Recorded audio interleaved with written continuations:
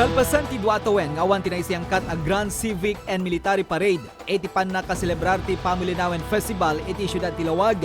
Ket iti karay ti Atawen 2023, ket makita ana iliwan dagiti lumugar, dagiti naduma-duma nga ahensya ti gobyerno, ken pakairamanan, dagiti naduma-duma a pagadalan ti gagarda, tinaisiyangkat a Grand Parade. Karaman pa'y ang nakipagpaset dagiti city officials, babaen iti panangidadaulo, the City Mayor Michael Marcos Kion, ken Vice Mayor Carlos Pariñas. Nakiparada pa ni Congressman Sandro Marcos, karaman dagiti provincial officials, makita maragsakan dagiti nakipagpaset, iti naisiyangkat a Grand Parade, gapwanan na, ta iti nasurok dua atawen, apin ang lablaban ti COVID-19, ket naisublimanen, dagiti panang celebrar, dagiti naduma-duma a piyesta, iti pagilian a Pilipinas.